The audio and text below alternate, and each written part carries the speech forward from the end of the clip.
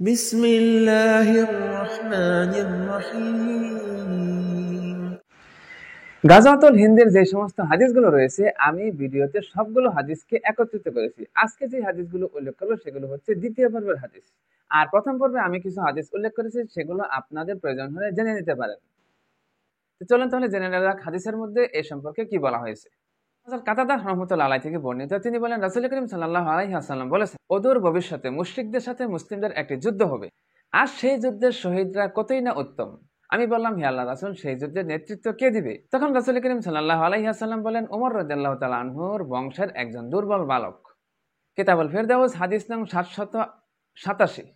তাছাড়া হযরত আবু হুরায়রা রাদিয়াল্লাহু তাআলা আনহু থেকে বর্ণিত, তিনি বলেন রাসূল করিম সাল্লাল্লাহু আলাইহি ওয়াসাল্লাম বলেছেন, অদূর ভবিষ্যতে হিন্দুস্তানের মুশরিকরা মুসলমানদের উপর নির্যাতন বৃদ্ধি করে দেবে, আর সেই সময় হিন্দুস্তানের পূর্বাঞ্চল থেকে একদল মুসলিম জামাতের প্রকাশ ঘটবে, যাদের পরিচালনা করবেন একজন দুর্বল বালক, যার নাম হবে ইমাম মাহমুদ এবং তার উপাধি হবে হাবিবুল্লাহ। তিনি হিন্দুস্তান বিজয় করার পর কাবার দিকে ধাবিত হবেন। আমি বললাম, হে আল্লাহর রাসূল, তিনি কাবার দিকে ধাবিত হবেন কেন? কাবা শরীফ কি তখন অমুসলিমদের দখলে থাকবে? তখন রাসূল বললেন, না, বরং তিনি কাবার দিকে এই জন্য যাবেন, সেখানে ইমাম মাহদী থাকবে, যিনি তার হাতে বায়াত করার জন্য সেখানে যাবেন। হাদিসটি বর্ণিত হয়েছে আখিরুজ্জামান আল মাহদী ফি আলামাতিল কিয়ামা, অধ্যায় গাজওয়াতুল হিন্দ। তাছাড়া হাদিসটি বর্ণিত হয়েছে কিতাবুল আকিব 1226 নং। তাছাড়া হযরত আবু বকর সিদ্দিক রাদিয়াল্লাহু তাআলা আনহু থেকে বর্ণিত, তিনি বলেন রাসূল করিম সাল্লাল্লাহু আলাইহি ওয়াসাল্লাম বলেছেন, শেষ জামানায় ইমাম মাহমুদ এবং তার বন্ধু শামীম বারা তথা সাহাবে কিরামের আত্মপ্রকাশ ঘটবে, আর তাদের মাধ্যমে মুসলমানদের একটি বড় বিজয় আসবে, আর তা হবে ইমাম মাহদী আলাইহিস সালাম আগমনের আগেই। হাদিসটি বর্ণিত হয়েছে কিতাবুল ফিরদাউস 772 নং। তাছাড়া হযরত আবু হুরায়রা রাদিয়াল্লাহু তাআলা আনহু থেকে বর্ণিত, তিনি বলেন রাসূল করিম সাল্লাল্লাহু আলাইহি ওয়াসাল্লাম বলেছেন, অবশ্যই হিন্দুস্তানের মুশরিকদের সাথে মুসলমানদের একটি যুদ্ধ হবে, আর সেই যুদ্ধে আল্লাহ সুবহানাহু ওয়া তাআলা মুমিনদেরকে সফলতা দান করবেন। হাদিসটি বর্ণিত হয়েছে কিতাবুল ফিরদাউস 875 নং।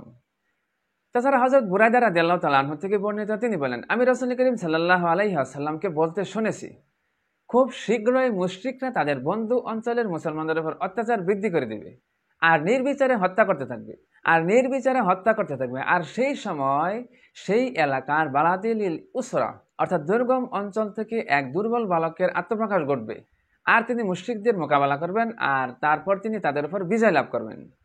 রাবি বলেন, তার একজন বন্ধু থাকবে যার নাম হবে সাহাবী কিরাম তথা সৌভাগ্যবান। কিতাবুল ফিরদাউস হাদিস নং 881। হযরত আবু হুরায়রা রাদিয়াল্লাহু তাআলা আনহু থেকে বর্ণিত, তিনি বলেন রাসূল করিম সাল্লাল্লাহু আলাইহি ওয়াসাল্লাম আমাদেরকে হিন্দুস্তানের যুদ্ধের ওয়াদা দিয়েছেন, আর আমি যদি ওই যুদ্ধে অংশগ্রহণ করার সুযোগ পাই তাহলে তাতে আমি আমার জান মাল ব্যয় করে দিব, আর আমি যদি সেই যুদ্ধে শহীদ হয়ে যাই তাহলে আমি হব উত্তম শহীদদের অন্তর্ভুক্ত, আর আমি যদি সেই যুদ্ধ থেকে ফিরে আসি তাহলে আমি আবু হুরায়রা হব জাহান্নাম থেকে মুক্তিপ্রাপ্ত আবু হুরায়রা। হাদিসটি বর্ণিত হয়েছে সুনানে নাসাই 3176 নং, আর মূল কিতাব 3173 নং।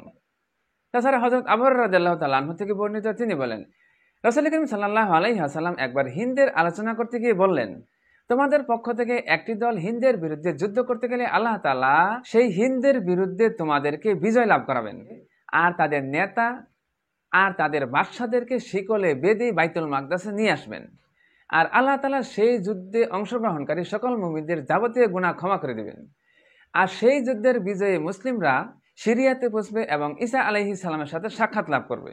অতঃপর আবু হুরায়রা রাদিয়াল্লাহু তাআলা আনহু বলেন, আমি যদি সেই যুদ্ধে অংশগ্রহণ করার সুযোগ পাই তাহলে আমার যাবতীয় নতুন এবং পুরাতন সম্পদ বিক্রি করে দিয়ে সেই যুদ্ধে শরীক হব, আর যখন আল্লাহ সুবহানাহু ওয়া তাআলা আমাকে বিজয় দান করবেন তখন আমি ফিরে আসব, আর তখন আমি হব জাহান্নাম থেকে মুক্তিপ্রাপ্ত আবু হুরায়রা। আর সিরিয়াতে সে এমন মর্যাদা নিয়ে ফিরে আসবে যে এসে সে হযরত ঈসা আলাইহিস সালামের সাথে সাক্ষাৎ করবে। হে আল্লাহর রাসূল, সেই সময় আমার একান্ত ইচ্ছা হলো যে আমি তার নিকট পৌঁছে তাকে বলবো যে হে আল্লাহর রাসূল, আমি আপনার সাহাবী।